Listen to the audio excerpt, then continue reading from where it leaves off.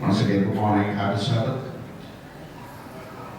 The mission story is taken by the Adventist Mission and it's entitled as Baby is Coming, which was written by Andrew M. Chesney. A physician praying to be used by God after hearing a sermon about mission work in the cities unexpectedly delivered a baby in the parking lot of the Seventh-day Adventist World Church in U.S. headquarters. If you have your Sabbath school lesson, you can turn with me to page 45 and you can be able to follow as I be able to read. Dr. Wyman C. Ross Hembron delivered a healthy baby boy in a car of the parents who had been rushing to the hospital but pulled into the church parking lot in Silver Spring, Maryland after getting lost. Ross Hembron said she believed God arranged the event. The most wonderful opportunity in response to our prayer was orchestrated by the Master, she said.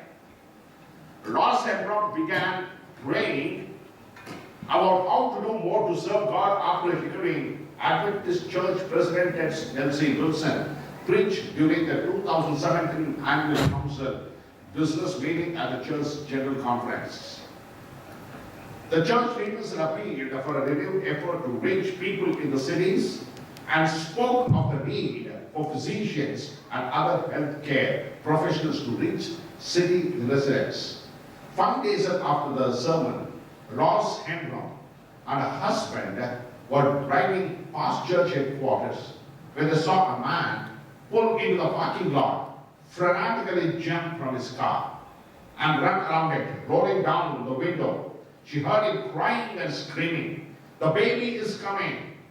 Then she heard the screams of the expectant mother in the car. My husband and I immediately pulled over to the right way. She said moments later the baby was born as Harold Hembron telephoned the paramedics. The new father removed the shoelace from his tennis shoes and found a pair of scissors in his car. Following Ross Hembron's direction, he tied off the umbilical cord and got up. Ross Hembron brought the baby in a blanket from the car and made sure that he was comfortable and breathing fine. General Conference security arrived and fostered a calm environment. After a short time, the paramedics took a healthy and a stable mother to the baby in the hospital. Later the day, Ross Hembron visited the mother in the hospital and again held the baby in her arms. The mother excitedly told the nurses that God sent an angel to help her in the parking lot. "I didn't know where she came from," the mother said. "I just looked up and she was there."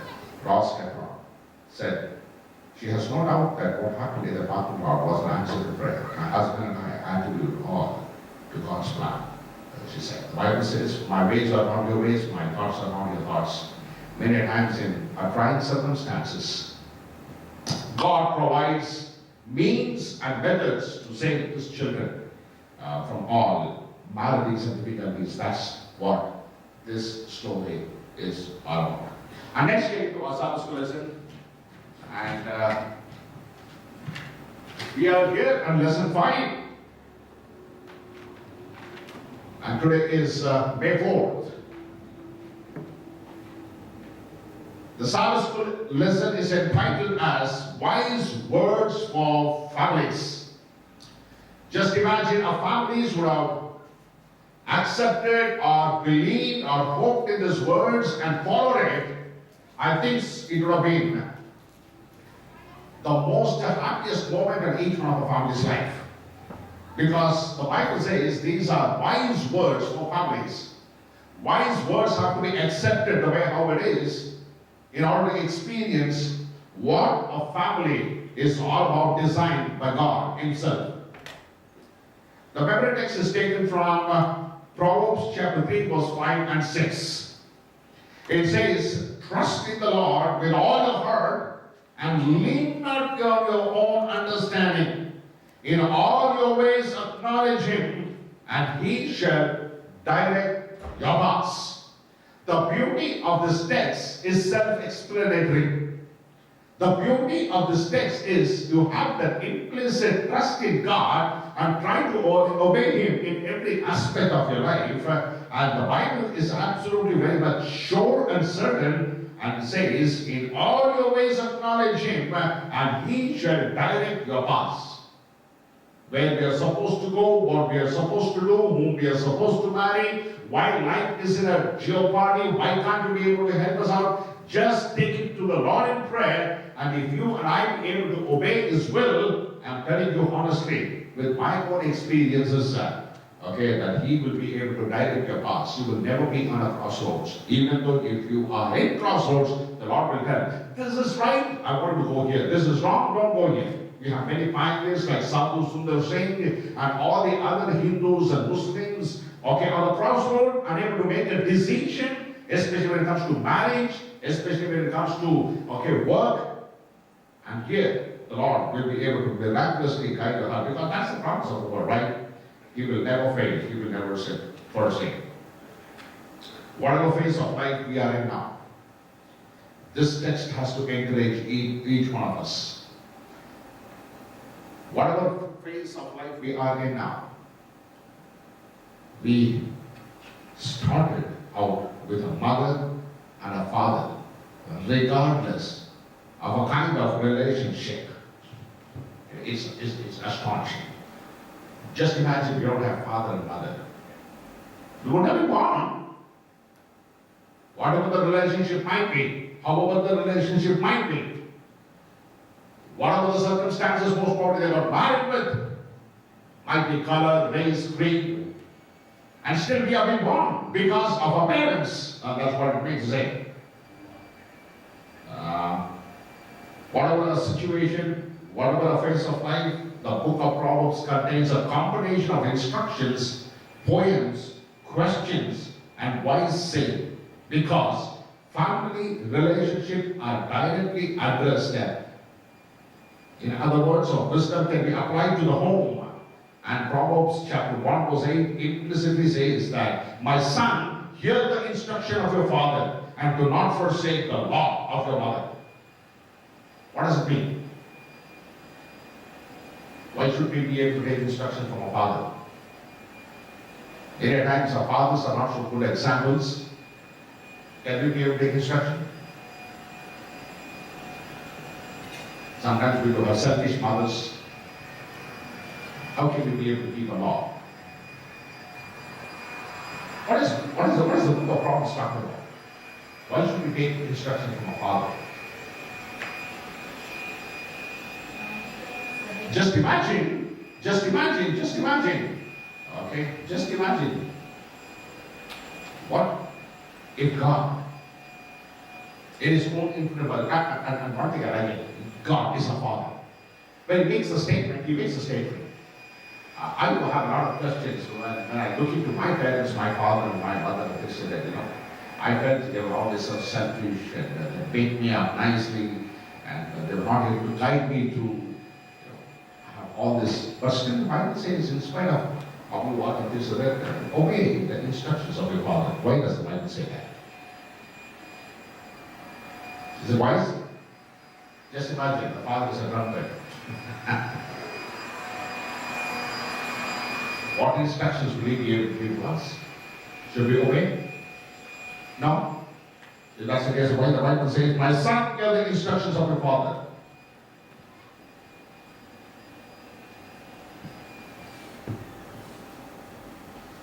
Tough question. Is it universal?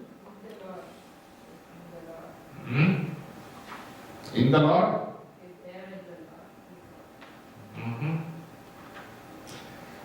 What we find here is to see the responsibility of a father. If he has to be an instructor, he has to be a learner first. You see, it's not so easy to be a father.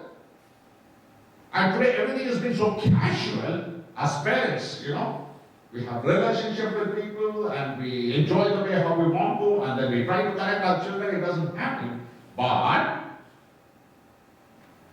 the Bible says, for fathers especially, If you are supposed to be instructors, be learners. And that's what it is the Bible says, be wise. And the Bible text is absolutely self-explanatory, and it says, if you and I, as fathers, most probably, we both are there. If we could be able to trust in His words and keep His laws and His statutes, if this is wise, if we be able to be a part of our family, and then responsibility goes ahead to instruct them. And children are supposed to be obedient to the Father. That's what it means to say.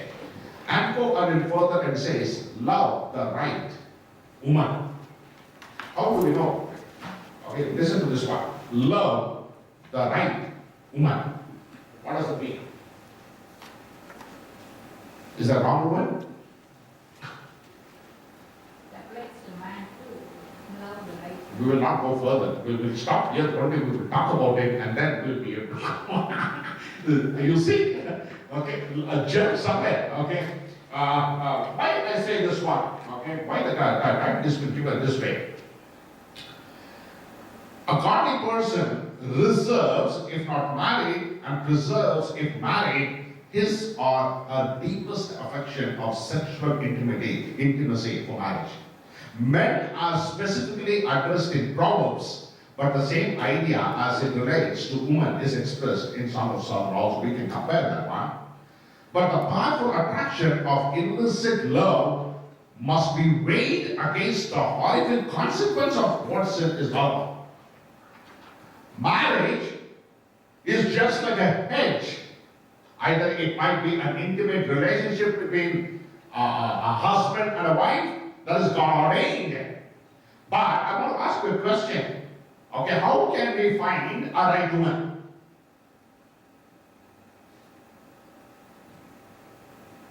So there are wrong women also. In Proverbs, the Bible says it very clearly, where can you be able, I want to answer the question now, okay? Where can be able to find a virtuous? I want to ask you a question, reciprocate. Why can't it say, where can you find a virtuous man?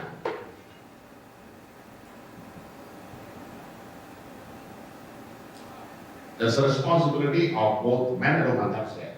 Equal.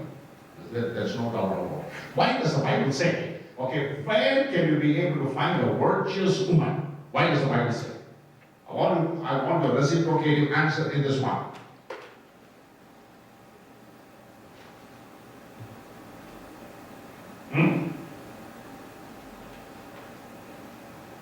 Why does the Bible say?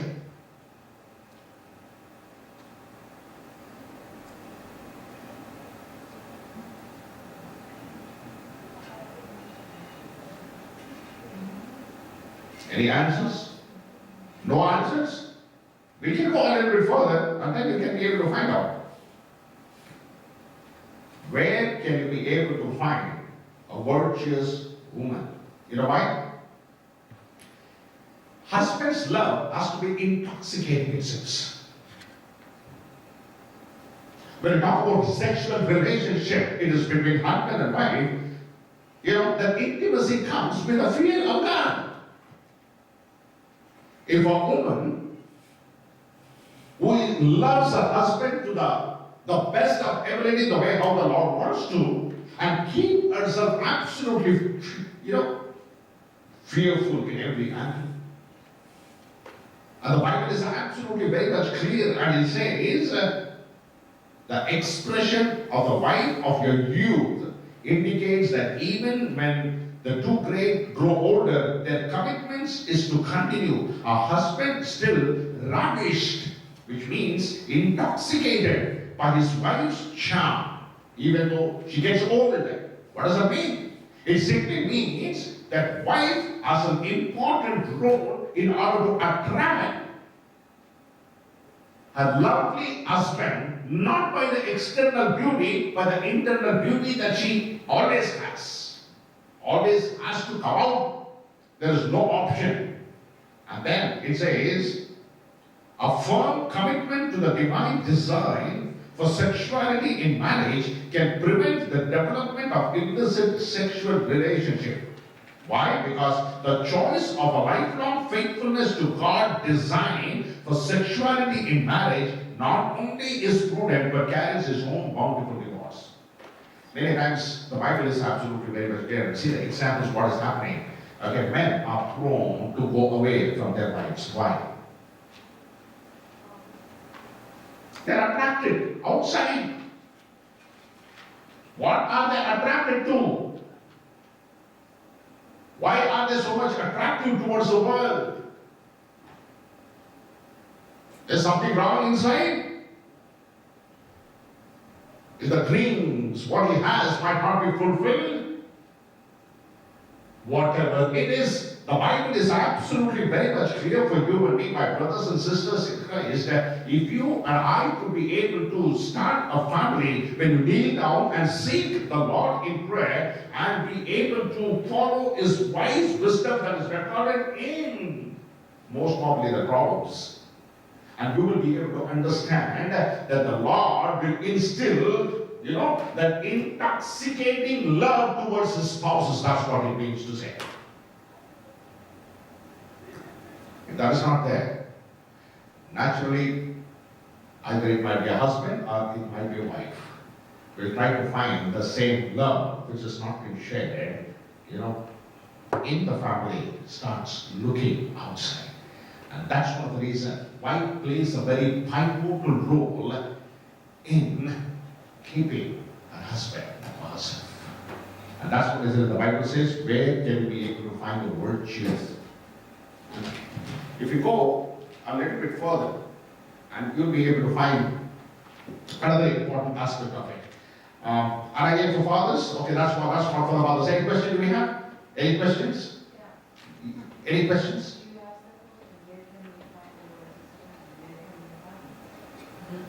Use the mic. Okay.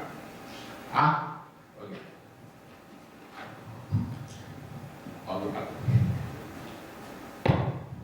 Yes, sister, tell me. Where can we find her? Yeah. Virtuous woman. Right. Go to Abraham. Go to Abraham. Go to Isaac. Go to Samson. The opposites. Abraham, Samson is absolutely opposite, right? Okay, who was virtuous? Sarah?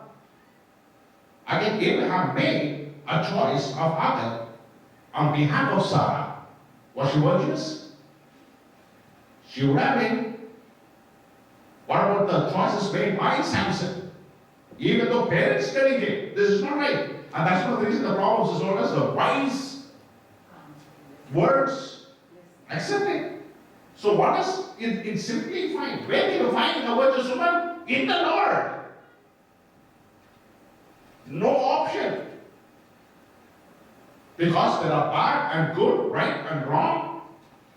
Woman is woman with all the traits and everything. But when the Bible says, where can you find a virtuous woman? You read that in the text today. So beautifully text. I want to read that once again. Trust in the Lord with all your heart and lean not on your own understanding. In all your ways acknowledge Him and He shall direct your path. What happens when we are at the crossroad? Many times this is a problem with each one of us. Many times we are attracted with our eyes are beating. What is beauty? Skin deep. How much deep is skin? We don't know. What does the Bible say? Many times you and I have been attracted. In fact, I and Brother Hanako were yesterday driving and talking and and Paul mentioned that he always says, so we are always attracted, externally. Oh, her nose is so beautiful. Her eyes is so beautiful. Okay,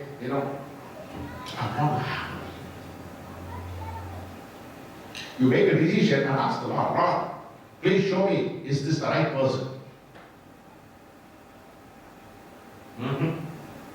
Where can you find a virtuous woman? In the Lord, because the Bible says, I will direct your paths if you trust in the Lord. Woman, especially. The crossroads of your marriage, you make a wrong choice, hell on earth, you won't even experience anywhere. There is no hell in the Bible.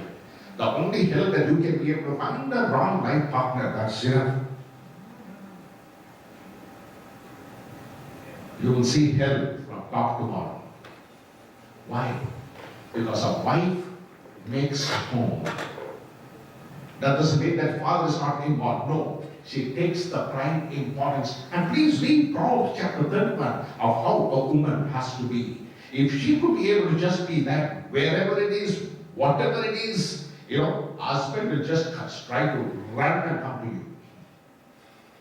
That's what my experiences with my family is all about. Why? Yes, Brother Anand. The idea of virtue is being emphasized, especially in Proverbs, to show that that is what forms the basis for a home. That's the basic foundation that builds a proper home. And so the responsibility of bringing virtue and thereby nurture to grow the family is on the life bearer, which is the woman. Which means that the woman is entrusted to bring virtue to the home, thereby obligating the man who is supposed to be the provider to be nurtured with the virtues that a woman is responsible to bring, so to speak, and thereby himself become virtuous. So I think that's what the meaning is, which just dawned in my mind while you were asking these questions about, why is it that the woman has been asked to be, or rather, God is emphasizing virtue over beauty. So the true beauty is below skin deep, which is virtue. And virtue, if it is forming the basis for homes, especially in this country, or any country for that matter, that will significantly reduce the violence, the hate, the greed that is plaguing humanity from beginning and even till now. The shootings, the violence and the hate, that's all coming from, I would say, we can safely say, from a lack of a virtuous life that has not been given, so to speak, in the home. Too often the responsibility is given to, let's say, the media, or too often the importance in the lack of a virtuous home goes to someone. There's always a filling that happens. If one thing is not there, it will be filled with something else. So the consequence, what you sow is what you reap. So that's a long comment there, but I think it's even making me understand the importance of virtue, that a woman who's again equated to a church, the temple of God, the church is supposed to be, it is equated to a woman, right? The church is the place where, even though things are not perfect, virtues are supposed to be built. Thank you very much. I wanted to say that Thursday's lesson, but anyway, you summed up the whole thing there. Yeah. Okay, beautiful. Anyway, we'll go a little bit further, and then a call to fathers. The characters which qualifies a father's describes in Proverbs that can have long-term consequences for children. So there's a responsibility for fathers too. In Proverbs chapter 13, verse 22 and 27, 23, 24, the Bible says it very clearly. The riches are not for, I want to read that one. It's a good text, okay? I want to read. A very important note that you want to have to make. In Proverbs chapter 13, verse 22. What does the Bible say? A good man leaves an inheritance to his children's children. Listen to this one. A good man leaves his inheritance to whom? Children's children. To his children's children. Underline that word. See the second part. And the wealth of the sinner is stored up for the righteous. Have you ever thought about it? The wealth of the unrighteous is stored for whom? For the righteous. But the wealth of the righteous is being stored for whom? Children's children. That was fascinating for me. When you talk about wealth, yes, it is from God if you work. You earn the way how we get you want and things like that. So which means if you earn your means in a very different manner altogether, man, you're not going to enjoy it. That's what it means to say. Proverbs chapter 14 verse 26. And the Bible says, children will have a place of refuge for those who fear him. That's what it means to say. A husband who fears the Lord, the house will be a refuge for whom? The children. Don't you think so? Those are wise. So ultimately what the Bible is talking about. If your family has to be aligned, if your family has to be absolutely peaceful, if our family has to, go the way how the Lord wants to, ultimately what the Bible says, fear God. For whom? Especially when you talk about church as a woman, when you talk about the head of the family, it represents Christ. And then again, Proverbs chapter 15, verse 27, the Bible says, greedy shall be troubled in his own house. And the Bible says, he who hateth gift shall live. Greedy will never ever enjoy the happiness of life. And I've seen people, even for a dime, even for a penny, even for $1, even for, oh my goodness, no. Never. They'll never be happy. That's what the word says. Last part, it says, Proverbs chapter 19, verse 17, an unjust man is an abomination to the just. Proverbs chapter 29, verse 17. You see the responsibility which is heaped upon, even fathers. It's not only women. Both are responsible in one way or the other if we have to lead our family in the way of the Lord wants us to. All these are very, important things. And then the Bible says it very clearly. Fathers who are reliable providers and wise managers of family resources, many are the ways in which the greedy bring ruin to the household. So give priority to the family over work. That's what the Bible says. More than anything else, don't be greedy. You want to earn money, you want to get this done, that has to be provided, that has to be given. You only be on a surface level and that angle, you will never ever enjoy family life. And today families have been absolutely ruined, and especially in this part of the country, one of the reasons because no time. No time for anything.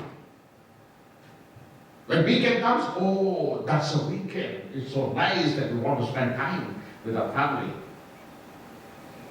One day.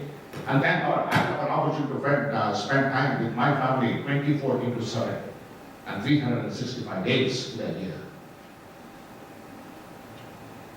But what happens? What is taking priority? Our work is taking priority. Want to earn.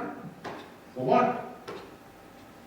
If we don't do this, we can't pay the bills. If we don't do this, we can't pay the bills. But Ellen White says it very clearly. It says, fathers must be mindful to give priority to family over work.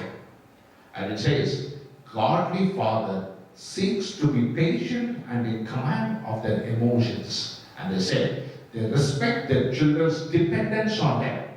And goes on to say, in the end, the most important thing a father can do for his children is to love his mother. If that is not there, everything is absolutely nullified. The first thing for the fathers, what the Bible says is, your children will be able to see you love your mother and reciprocate the same characters in the future. So the society is built about this young generation.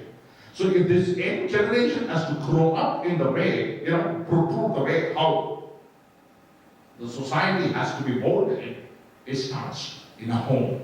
That's what it means. Okay, so that's the call to the fathers. Any questions? Any questions? Okay, we'll go to another part that is called as correction with love. I do have a lot of questions for myself in this one. Should we be able to discipline the child?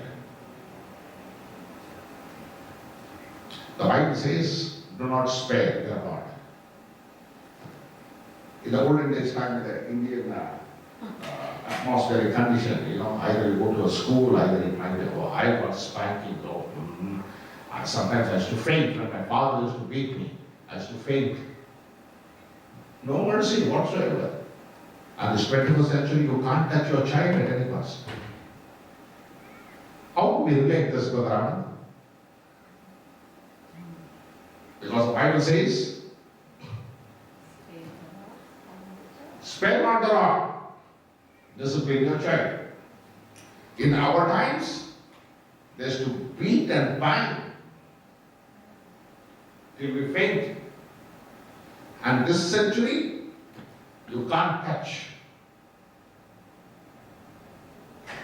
How can we be able to combine this with discipline? Should we discipline the child? You get sued. Those days were very extreme. How can we balance? Any inputs?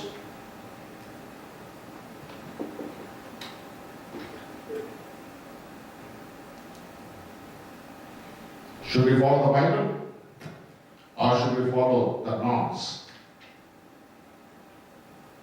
Yes, Brother Anand. As mankind has advanced through the centuries, we are also responsible to understand the context in which we are living and apply, basically. In the old times, maybe the rod symbolized physical punishment. But nowadays, it is more like to make a child understand the importance of discipline. So it can be taking the form of mental instructions or depriving the child or children of something, some good thing, so that they will obey. So it doesn't have to always be taking the form of a physical rod or slapping, because you have to understand that we are living in a different context, culture and a different time altogether. So we have to apply it appropriately. The title itself says, correction with love. Love has to be a basis in order to discipline. I like the statement, beautifully. Supporting the tender plan. Through Christ, discipline is seen not as a punishment, not as an expression of authority, but as a redemptive correction, he says. When a child goes, there is a way how to do it with love. How to do it with hate is entirely different. And then it says, God's plan is that loving parents, knowing the strength of sin, guide their children's footsteps to Christ. Caring parents correct kindly and firmly, restraining and guiding children through the early years, much as an horticulturist provides support to a newly planted trees. You see, there's a way how we be able to do, to correct our children. What a message for parents that has been found in Proverbs. And the scripture points out for patience, teaching, consistent modeling, good communication. Sometimes you might be vehement, but you might be firm, but should be done with love. That's what it means to say. I was just looking at a clipping. I think so. 5 years old girl, is talking to her father. It's very nice. I saw that. You should be able to see that. Well, she was not doing her homework, and father was telling her, and she never listened. And most probably he gave her a little spank and said, "This is not the way how you're supposed to concentrate and study." The daughter of 5 years old reciprocated it this way. You're beating me? He didn't do much. He just simply said, this is not the way you're supposed to do. You know what she said? You're beating me? If you're beating me like this, I'll cut your hand down. Next time you try to beat me, I will cut your hand. Father is telling me, no. Then you're not listening to me. What she says? If I don't listen, tell it again. Don't beat me. Mine is a soft skin. It pains. Do you know that? A 5-year-old girl, Brother Anand, is reciprocating to her father. Don't beat me. What I mean to say is this. We take it in context, but the Bible says do not spare the rod. It means that as fathers we have to be more firm, more gentle, more loving. At the same way, when we do this in Christ, I think so things will be absolutely good. And there's a question that goes with it. When discipline has missed its intended purpose by being too harsh or misunderstood, how can parents set matters right with their children? Sometimes it happens. I remember, my daughter is 18 years and my son is 15 years. In this period of time, we are not married for nearly 18, 19 long years now. I remember only once, I think so, I got mad with my 2 children. Only once in this life. I never get angry, or I was in a bad mood, or I don't know what happened. Only once. I kicked both of them repeatedly. And what happened? I'm usually not that way. I kicked them. Later on I felt very bad. Then when I started reading the word, and it reminded me again that what I'm doing is absolutely, absolutely wrong. But from then until today, I never touched, anything is verbal. I felt bad. I felt bad. Many times we have taken instructions from the word and says, do it with love. Not by mood, not how things happen around us. No. That should never inculcate. That's what it means to say. So that is one of the thing that is called as correction with love. Any questions? The most experienced woman is sitting here in front of us. Okay. How many children, ma'am? How many children do you have? 4 children. Okay. That's nice. Okay. Experienced part. And then let's go to the next part of it. It says, is life better on a rooftop? Interesting. Yes, Amanda, you have something. Oh, yes, just one thought, general thought I would say. Mm-hmm. The concept of sparing the rod, Mm-hmm. which equals spoiling the child, Mm-hmm. is also being played out ever since sin entered, that means disobedience. That means, in order to teach, in order for God to teach His own children, His own creation, He did not spare the rod. That means the discipline was that the whole history of the universe changed after sin entered. That means God is trying to discipline us to say, this is not acceptable. This is not how it works.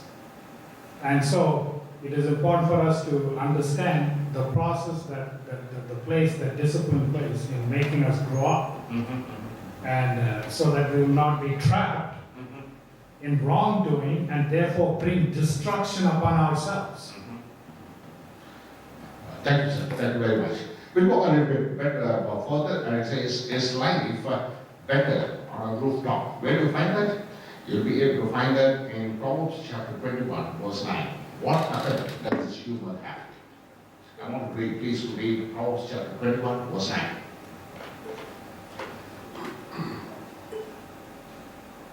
It's better to live in a corner of a roof than in a house shared with a contentious woman.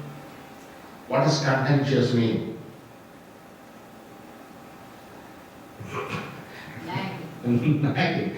In the spiritual sense, we do have nagging men also. Okay? But it implicitly talks about nagging woman. Is woman really nagging? I don't know. My Bible doesn't know, so I'm not so sure about it. But okay, what do you think so? Has any one of you nagged any time? That's a very personal question. We shouldn't go into it, but what is this humor really talking about? What is this humor? The Sabbath school doesn't say. The number of problems consider the way we treat each other in close relationship. They make their point with a light touch and a flash of wit, like the ones about the insensitive friend who sings songs to a heavy heart. No. And the early rising family member who blesses sleepers with a loud voice. And then wives reading these verses about contentious women may want to add some proverbs about men too. No. Imagine what it must have been like living in a home of Caiaphas or Annas. You know the stories, right? A merry heart helps. Having a sense of humor for family living is good. Okay? Humor lubricates a machinery of living, helping and reduces stress and strain. Because in Proverbs chapter 17 verse 22 it says, a merry heart does good like a medicine, but a broken spirit drives the bone. A contentious woman. When I talk about sometimes humor is good, but when it becomes so intense, it shows its ugly face in every. So that's one of the reasons I would say is many times, when we have humor, when we have jokes in a family, sometimes turn out to be a heated argument, and both are not even so happy around. That is very dangerous. But a little humor is absolute. Because a low-grade fever may be symptomatic of a chronic infection. Quarreling, nagging, and complaining may signal that there is suppressed anger in one or more family members, perhaps related to difficulties and maturity or communication in a relationship. The complaining partner tries to offset and perceive power, control, and unwillingness to communicate of another. If the infection is cleared up, the symptom will go away. In families, rather than avoiding the problem or one another member build in their love for the Lord and their commitment to one another by communicating their needs, the feelings getting to the root of the anger is clearing up. Simple phenomena. Every family has a problem. Every family has an ups and downs. Every family has a misunderstanding. But instead of nagging, instead of complaining, instead of getting angry and not talking, instead of carrying out all their, maladies to furtherance, instead of doing that, you curtail proper communication, having good gestures, putting a full stop, trying to negotiate and see what is right, what is wrong. You know what we do in my family? When we have problems, we straight away go in the evening prayer, take the word of God, listen to it and say, yes, where is that problem? Is the problem with me or is the problem with you? What does the Bible say? Where can we be able to come on a common ground? How can we be able to resolve the issues what we have? Take it to the Lord in prayer. Instead of being contentious, instead of being nagging, instead of, having that anger, take it to the Lord. If a godly family who kneels down with the word of God, I think so anyone should be able to know. What happens in the 21st century is pride. We always feel that I am right and he is wrong. Yes, Brother Anand? In the 21st century, we always say, you are wrong and I am right. It is both with the husband and wife. She doesn't want to give up her pride. Husband doesn't want to give up her pride. Build up all this egoistic way. But the Bible says, be humble in yourself when you come to the Lord. If it is your mistake, accept it. If it is their mistake, accept it. Correction with love. I think so our families will be more better, live more happy, more reliable next time when a husband starts doing that or a wife takes the initiation in doing that. Okay, and then we know that our families are very much intimate and intricate and we are open for correction and then we be able to lead our children the way how the Lord really wants to. Does that make sense? Does that make sense? Yes. Yes. Let's go further. Is life better on a rooftop? Okay. Listen to this one. We'll go to another part. It is called as the truly wealthy wife. Here comes the virtuousness. Okay? We wanted to end up here, but we ended up in the beginning. So what shall I say now? We'll still go for that. Okay, a virtuous woman. A truly wealthy wife. Who is a wealthy wife? We read that in Proverbs chapter 31, verse 10 to 31, right? They're talking about what is virtuousness. Let's look into some of the text there, okay? About some of the virtues that has been recorded in the word. Please read Proverbs chapter 31 from 1, verse 1 onwards. The words of the king. Yeah. You please read from there or wait. Yeah, we'll read from 10, verse 10, sorry. An excellent wife who can find? For a worth is far above jewels. The heart of a husband trusts in her. See, just let's put a full stop there. What does the Bible say? The husband heart will trust her. The question is this. It is not that husband trusting wife. It is that what makes the husband trust his wife much more than anything on this earth? What is that she has made him wherever he goes? You know, I heard this song. It's a secular song. I don't know whether Brother Anand has heard this song. It is called as the Yellow Rose of Texas. Have you heard about the song? Anand? No? I want you to listen to this, okay? The song goes on this way. There's a yellow rose of Texas where my heart yearns to go. A true woman, it says in the last line, it says, will make a man a king. Any woman who makes a man a king, the heart yearns to go. Wherever he might go. If a woman fails that, we're talking about an excellent woman. That's what the Bible says. It's not my words. It's not my words. An excellent woman. If she really is an excellent lady, and the Bible is absolutely clear, she will make a man a king. Irrespective of her husband's weakness, irrespective of his anger, irrespective of however it is against that, and she will become a catalyst in order to nullify everything and still loves him to the better. So what happens is once a husband knows his wife is so, wherever he goes, whatever he does, however it is, he will yearn to be able to come under the jurisdiction of a loving wife. Please read the second verse. What does it say? She does him good and not evil all the days of her life. All the days of her life. Like for example, usually what happens with women? Okay. What I've seen in my counseling sessions when I go to family, the common problem, you know what's that? He always does that. Why should I not do? He always goes here. Why should I not be able to? So if he does that, let me also do this.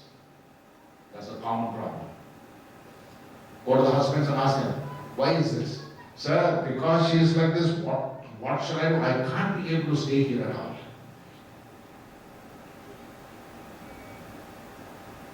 You see?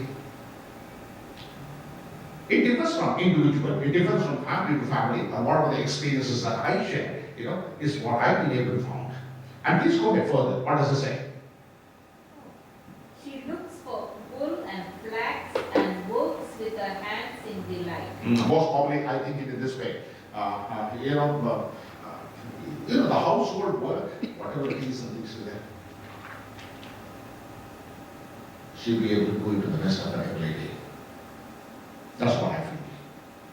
Go further. What does it mean? She's like merchant ships. She brings her food from afar. She rises also while it is still night, and gives food to her household and portions to her maidens. You see the characteristics of a good woman, an excellent woman, or an excellent wife. That's what we need to say. And then she considers considers a field and buys it. Mhm. From her earnings she plants a vineyard. Mhm. She girds herself with strength and makes her arms strong. Mhm. She senses that her gain is good, her lamp does not go out at night. Mm. What does that lamp mean? Husband. Okay, and then?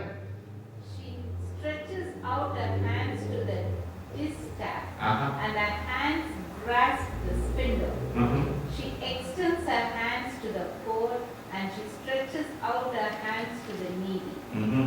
You know what? If you calculate the whole stuff, what is recorded in Proverbs chapter 31, verse 10 to 20, it is simple. She's wise, she's God-fearing, and then She's industrious. industrious, okay, and then important things that happen. She manages the whole family when the husband is away.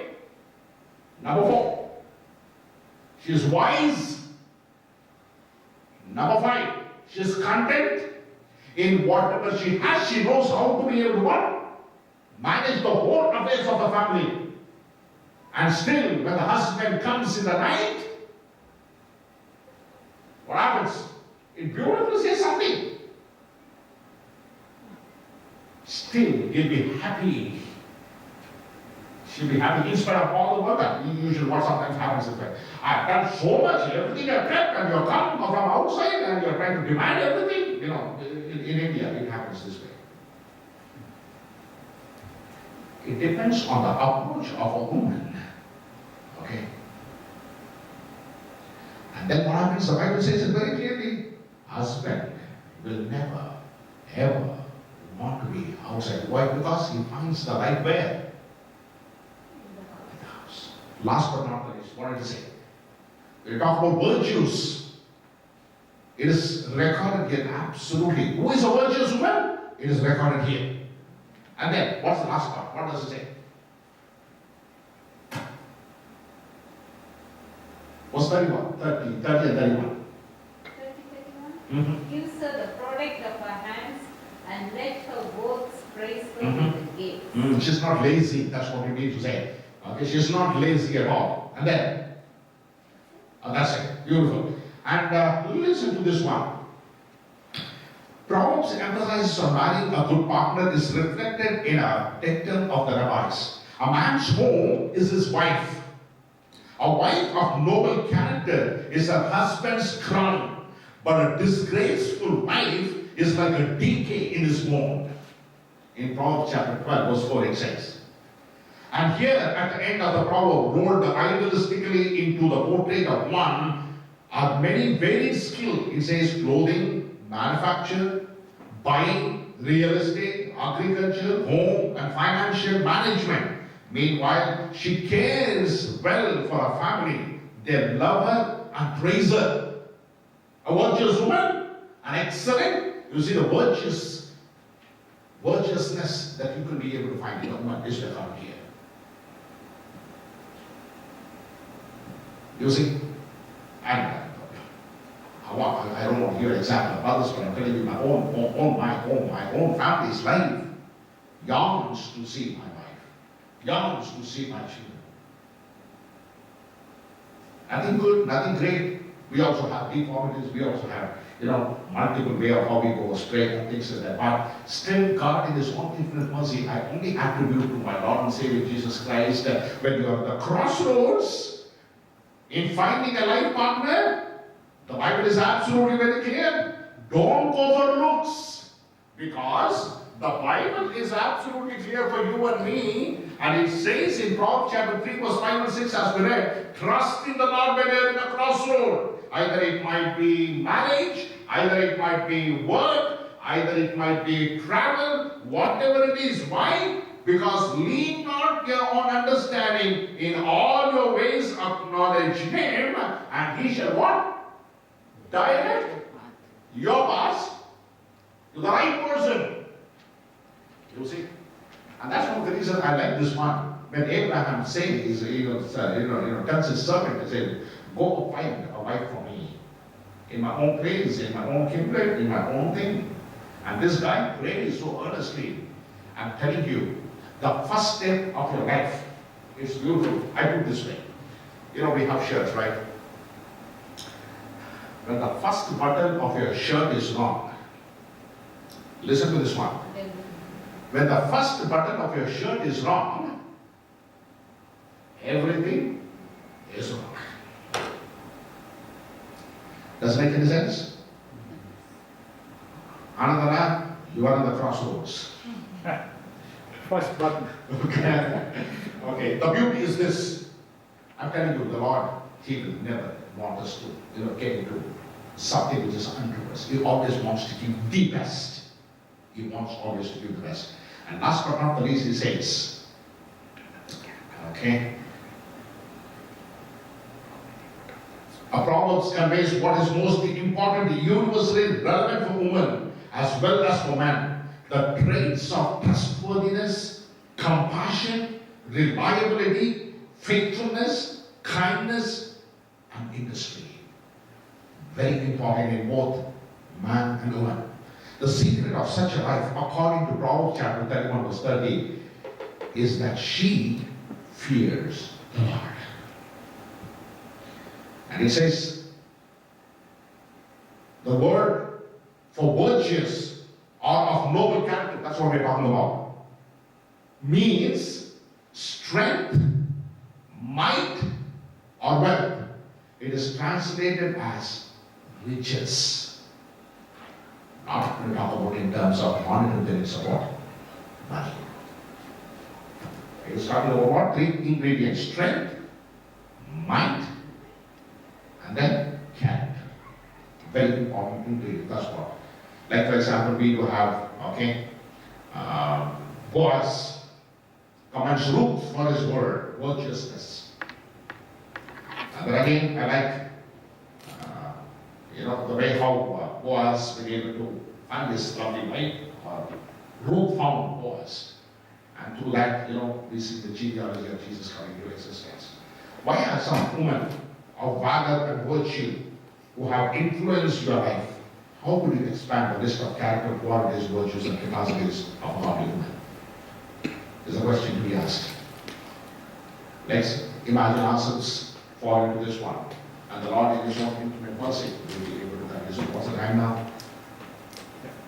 Still 2 minutes more? Okay, fine. I'll come. And listen to this one. The Friday's lesson, it talks about keeping the heart in heaven. Christians should be careful that they keep the heart with all diligence. They should cultivate a love for meditation and cherish a spirit of devotion. Many seems to begrudge moments spent in meditation and the searching of the scriptures and prayer, as though the time thus occupied was lost. I wish you could all view these things in the light of God would have you, for you would then make the kingdom of heaven of the first importance. To keep your heart in heaven will give vigor to all your graces and put life into all your duties. To discipline the mind to dwell upon the heavenly things will put life and earnestness into all our endeavors. We are dwarfs in spiritual attainments. That's what the Bible says. Referring to Ephesians chapter 4 verse 13.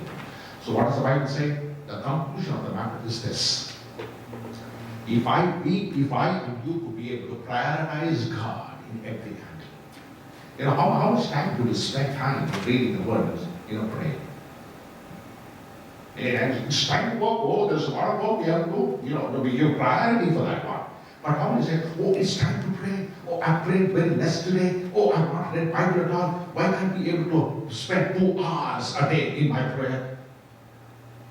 Have you ever seen people say, yes, I know people who are diligent in prayer, and reading the Word and trying to find out what the Lord wants in His life. The more you and I inculcate in the spiritual activities, having God in our heart, mind, and soul, the Bible says, seek ye first the kingdom of God, and all the things shall be added unto you. But what happens with humanity, with you and me? We try to find everything within our reach, and then when everything is good, then we contemplate and say, then we find God. Then we have time for spirituality. How many minutes? 5 minutes of prayer. Our events are breaking, just go browse through and run immediately. We don't spend quality time with the Lord. Our life is in a jeopardy. Our families are in jeopardy. And our life of existence on this earth will be on jeopardy. Because we know that Satan is like a roaring lion. We know this time we want to destroy our families, individually, everything. And he has occupied our mind with work. He has occupied our mind with entertainment. He has occupied our mind with a whole lot of different things, leaving the main course of the meal.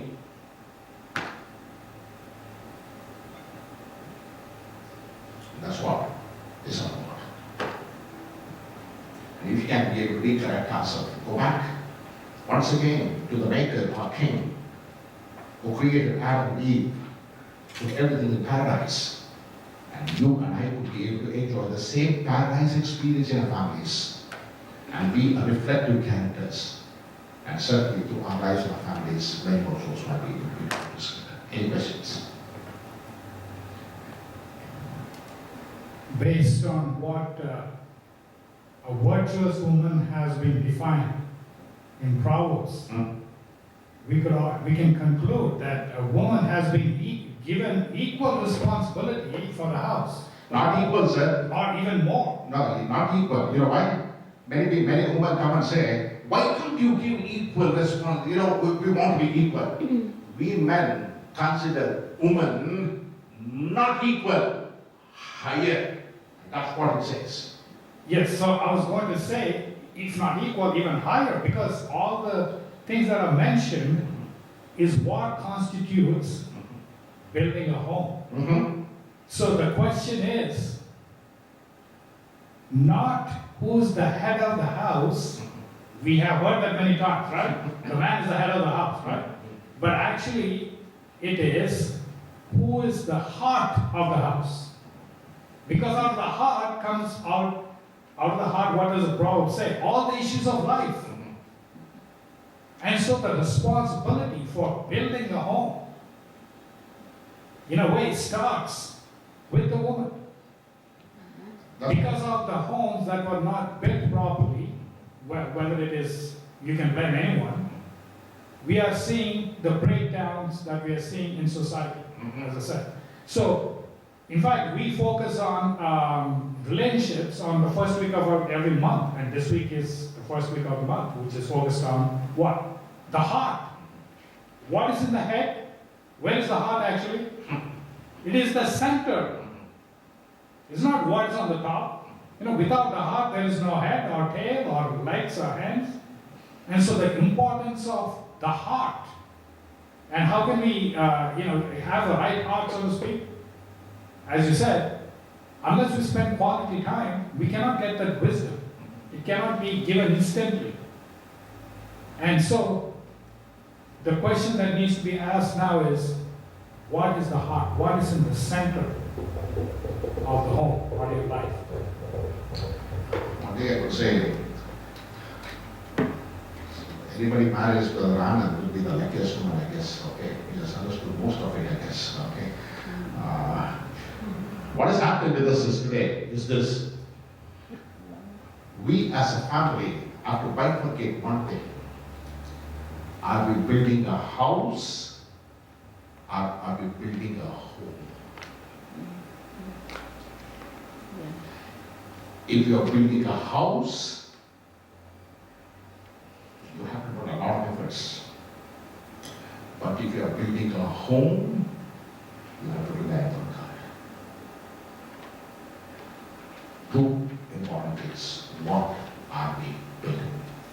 A home and a house. And again, the Bible says, if the Lord doesn't build the house, if a man builds on it, it's vain. May God bless each one of us as we contemplate. Any questions you want to add, delete, Any words of wisdom from your experience, ma'am? All I can say, Experience woman I was asking, Yeah. okay. on behalf of my sister, all we can say is, she did her part, the best she can. But what I'm saying is, It's never too late, we can leave now. Nothing is too delayed, like, every day, every day. Today is the day of salvation. Okay, so nothing is too late. God bless each one of us as we come together. It's time to collect our offering, and I request Sister Mary, please come forward.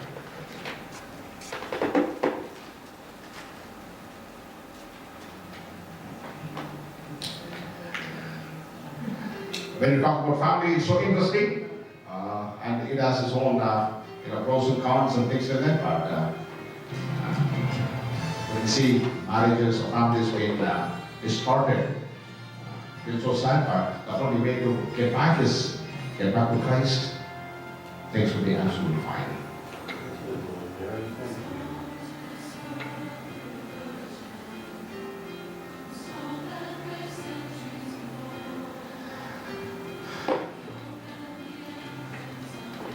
To conclude, let's all seek the Lord in prayer. Gracious God in heaven, many times our families, our homes are on the crossroads. We need your guidance and your help so that we could be able to enjoy the little heaven on earth with our families. That can be done only by your will and your way, O Father. Help us to walk in the newness of life.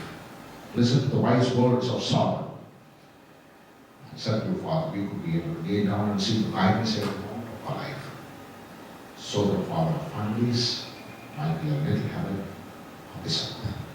As we get to the second part of the program, we want your presence to go with us. May we be able to experience your power, your spirit in our lives this Sabbath morning and go on with a consecrated heart. In Jesus' name I pray. Amen.